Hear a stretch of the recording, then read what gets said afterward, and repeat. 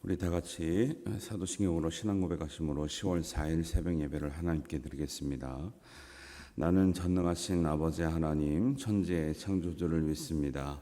나는 그의 유일하신 아들 우리 주 예수 그리스도를 믿습니다. 그는 성령으로 잉태되어 동정녀 마리아에게서 나시고 본디오 빌라도에게 고난을 받아 십자가에 못 박혀 죽으시고 장사된 지 사흘 만에 죽은 자 가운데서 다시 살아나셨으며 하늘에 오르시어 전능하신 아버지 하나님 우편에 앉아 계시다가 거기로부터 살아있는 자와 죽은 자를 심판하러 오십니다. 나는 성령을 믿으며 거룩한 공교회와 성도의 교제와 죄를 용서받는 것과 몸의 부활과 영생을 믿습니다. 아멘.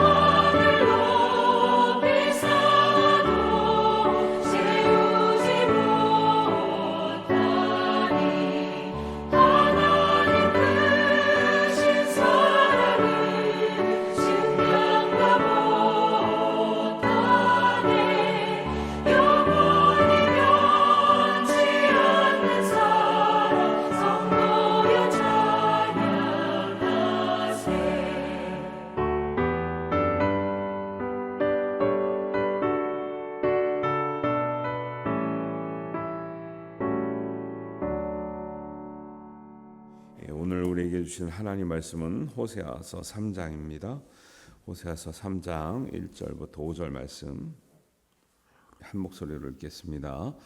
여호와께서 내게 이르시되 이스라엘 자손이 다른 신을 섬기고 건포도 과자를 즐길지라도 여호와가 그들을 사랑하니 너는 또 가서 타인의 사랑을 받아 음녀가 된 그 여자를 사랑하라 하시기로 내가 은 15개와 보리 한 호멜 반으로 나를 위하여 그를 사고 그에게 이르기를 너는 많은 날 동안 나와 함께 지내고 음행하지 말며 다른 남자를 따르지 말라.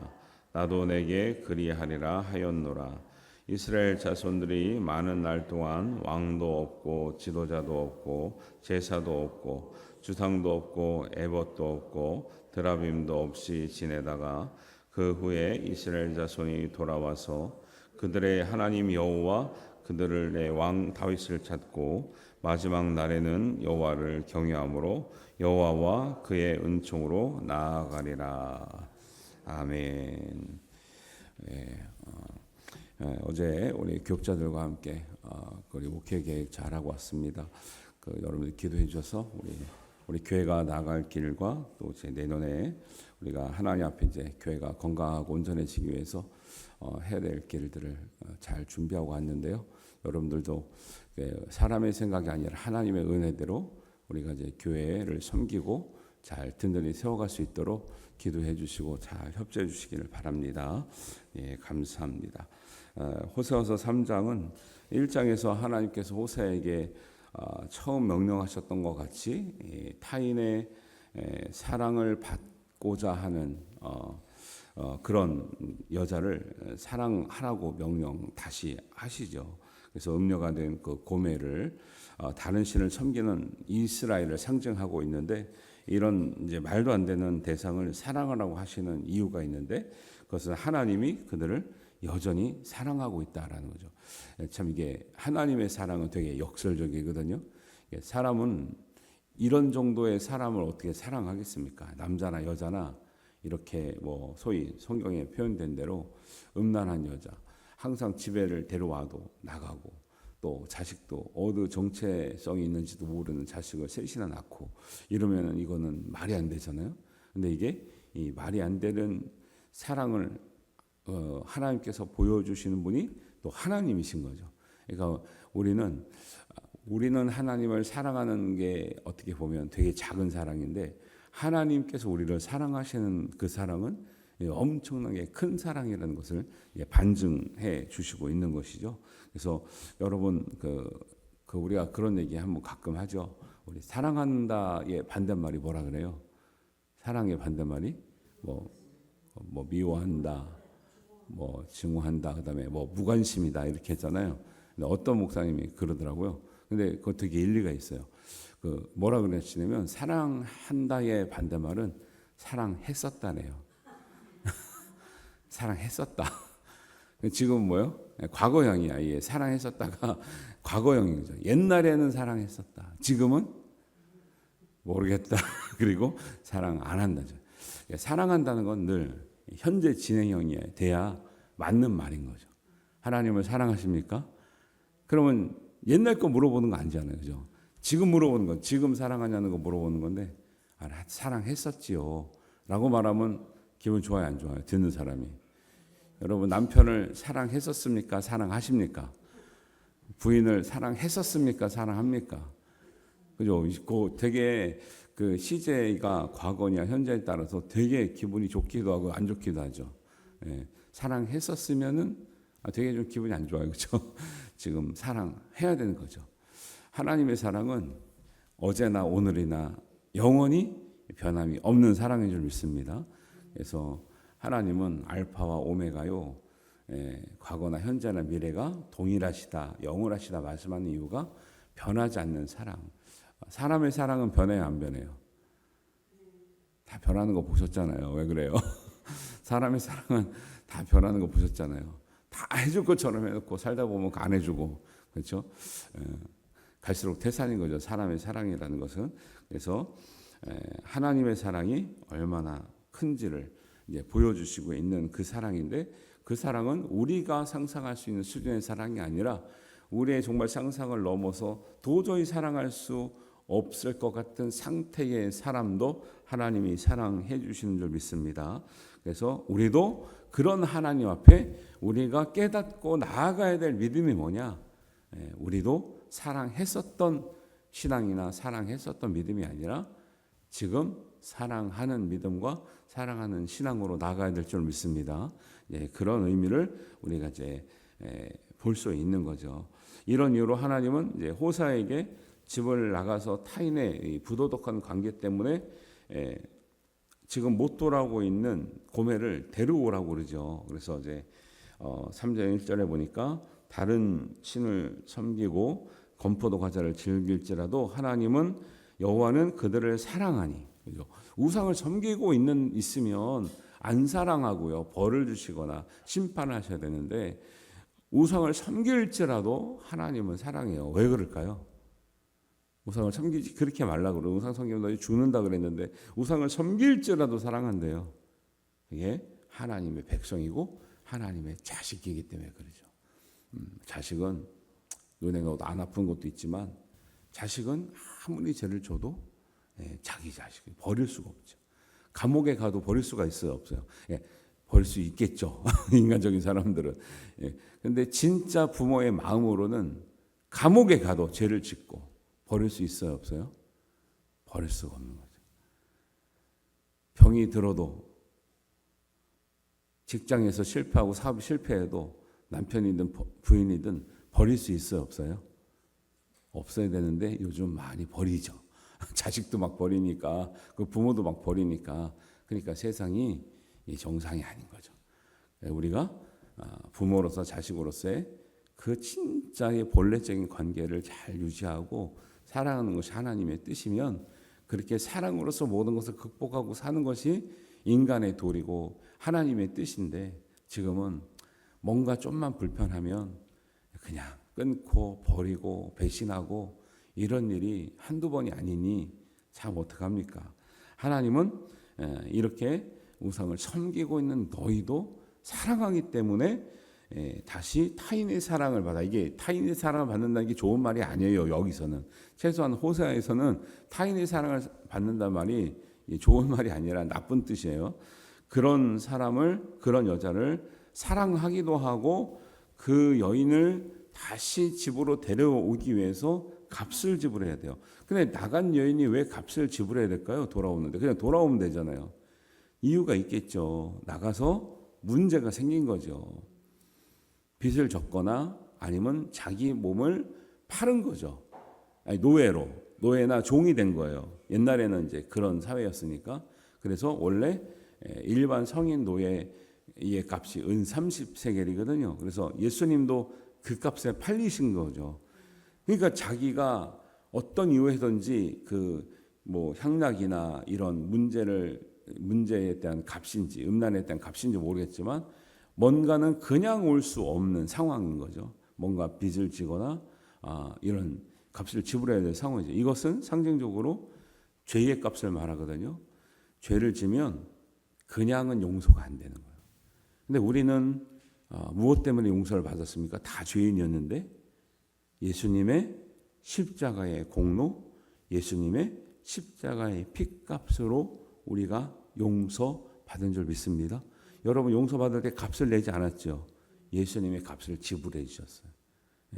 그래서 우리가 죄가 없는 게 아니라 예수님이 지불한 죄에 대한 피값으로 우리가 사신 바 된 줄로 믿습니다. 그게 고린도 전서 6장 20절에 분명히 나옵니다.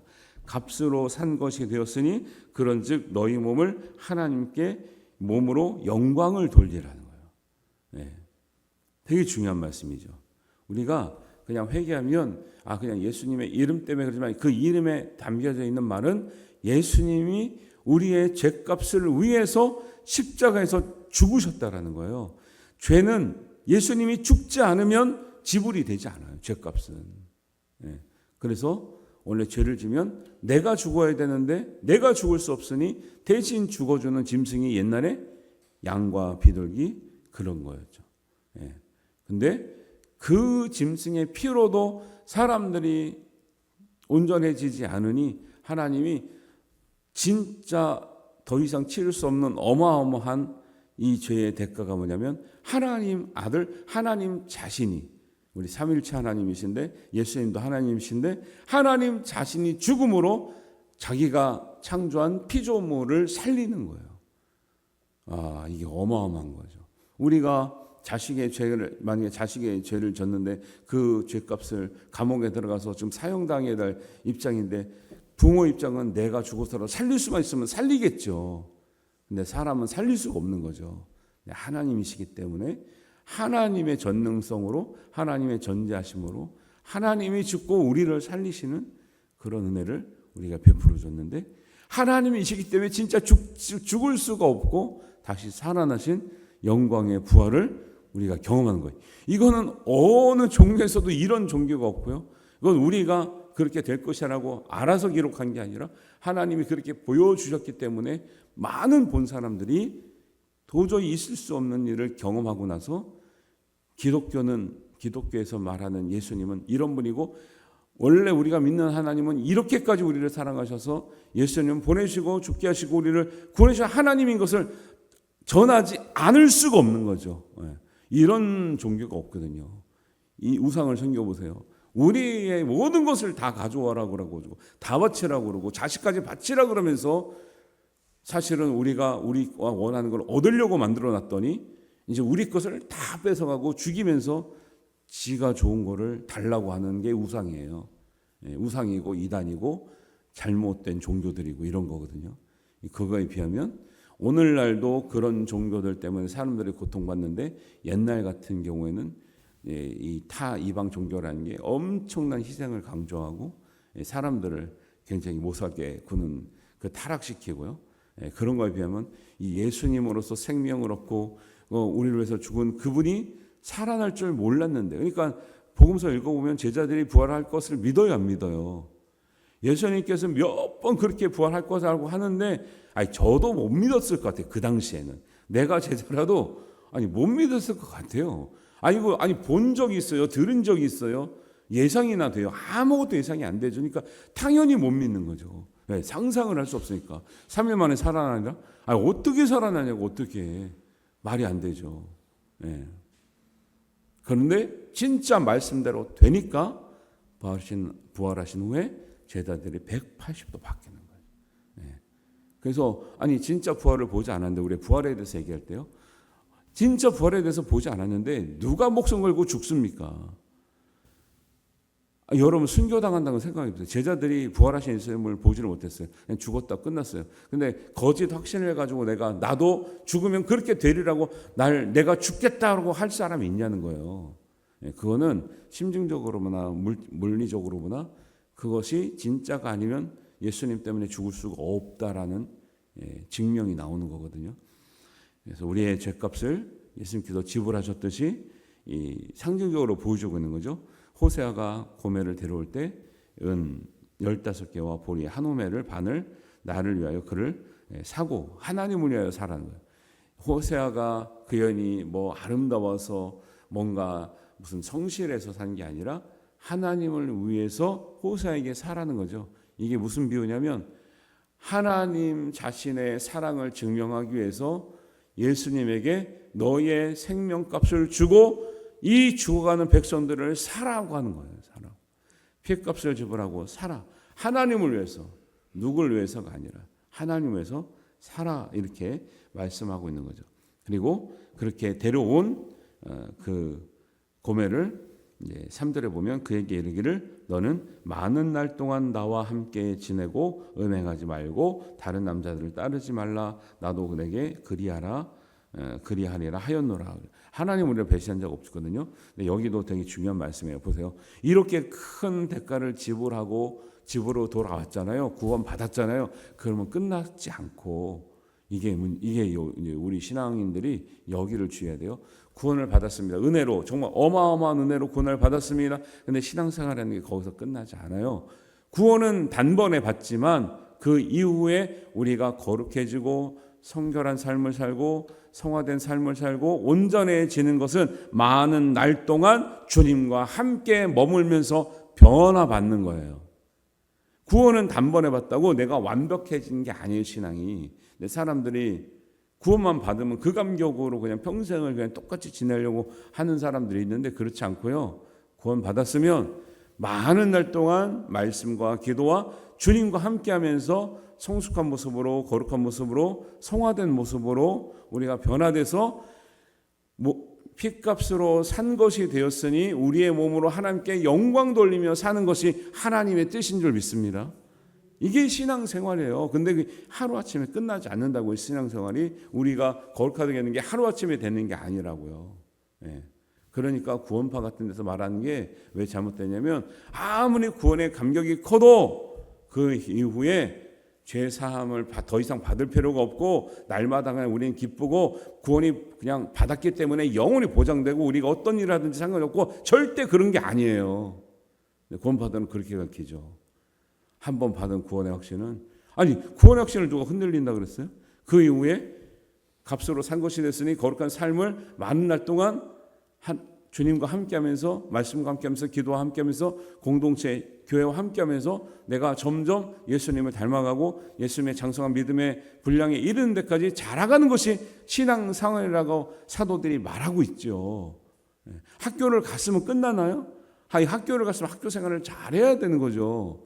6년, 12년 동안 아니면 20년 동안 학교 생활을 잘해야 되는 거지. 학교 입학했다. 초등학교 1학년이 끝났다. 취업시켜주세요. 말이 돼요? 안 되잖아요. 예.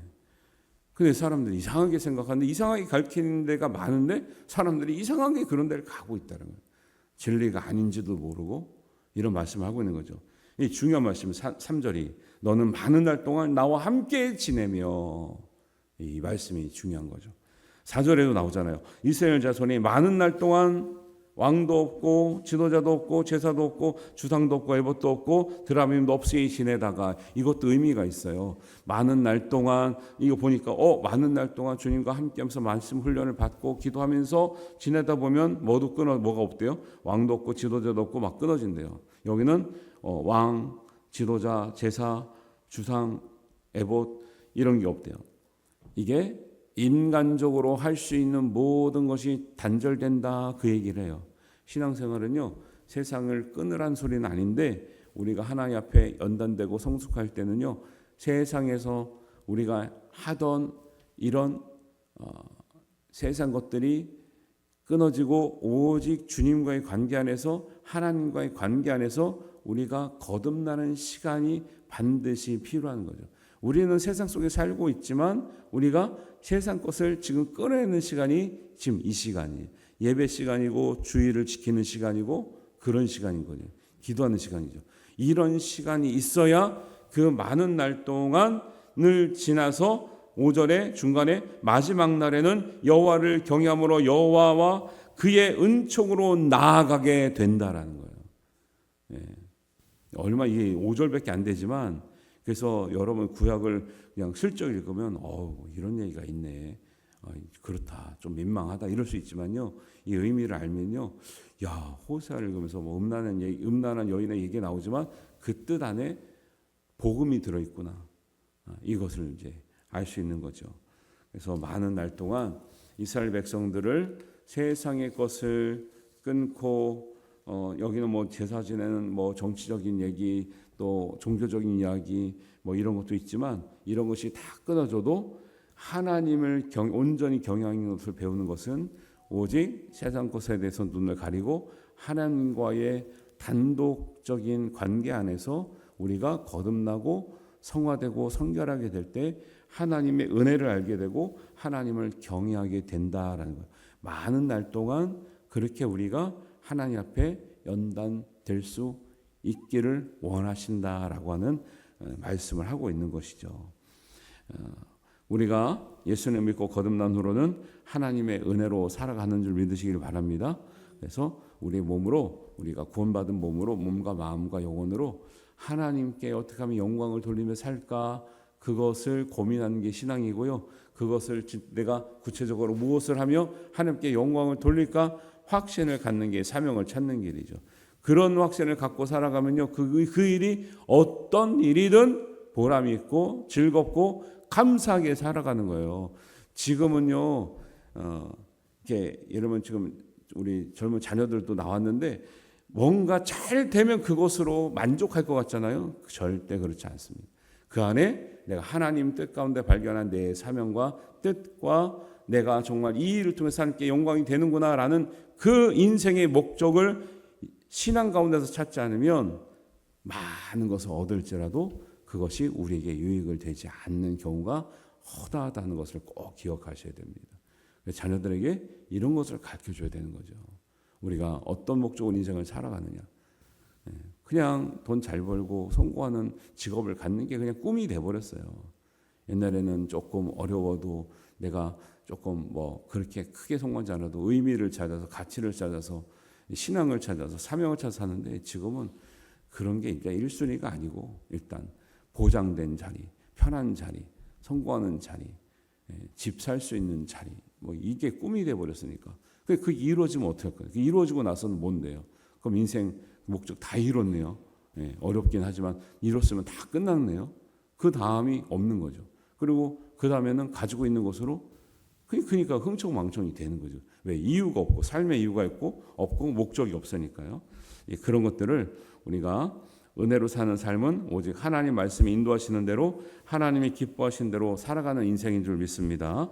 이런 은혜가 우리 함께하고 과거에 사랑했던 하나님이 아니라 지금도 사랑하는 하나님, 하나님도 지금도 여전히 사랑하시고 우리를 사랑하시고 영원히 사랑해 주실 하나님과 늘 많은 날을 보내시고 많은 날 동안 우리가 하나님께 기뻐하시는 모습대로 영광을 올려드릴 수 있는 삶으로 변화되시기를 주님의 이름으로 축원합니다.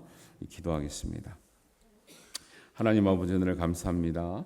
우리에게 주신 하나님의 말씀을 따라 우리가 주의 은혜를 기억합니다. 우리를 사랑해 주셨던 하나님이 아니라 지금도 영원히 지금도 사랑하시고 여전히 사랑하시고 앞으로도 영원히 사랑해 주실 그런 하나님 앞에 우리가 주님의 피값으로 산 바 된 우리의 몸과 마음을 정말 하나님의 영광을 위해서 쓰임 받게 되기를 원합니다. 하나님 늘 함께하여 주옵소서. 우리의 마음을 붙들어 주옵소서. 우리가 평생 동안 행할 사명의 길을 발견하게 하여 주옵소서. 하나님의 거룩한 삶으로 살아내는 우리의 모든 식구들 되게 하여 주시옵소서. 하나님께서 함께하며 이루실 줄 믿사옵고 우리 주님 예수님의 이름으로 기도하옵나이다. 아멘. 하늘에 계신 우리 아버지, 아버지의 이름을 거룩하게 하시며 아버지의 나라가 오게 하시며 아버지의 뜻이 하늘에서와 같이 땅에서도 이루어지게 하소서. 오늘 우리에게 일용할 양식을 주시고 우리가 우리에게 잘못한 사람을 용서하여 준 것 같이 우리 죄를 용서하여 주시고 우리를 시험에 빠지지 않게 하시고 악에서 구하소서. 나라와 권능과 영광이 영원히 아버지의 것입니다. 아멘.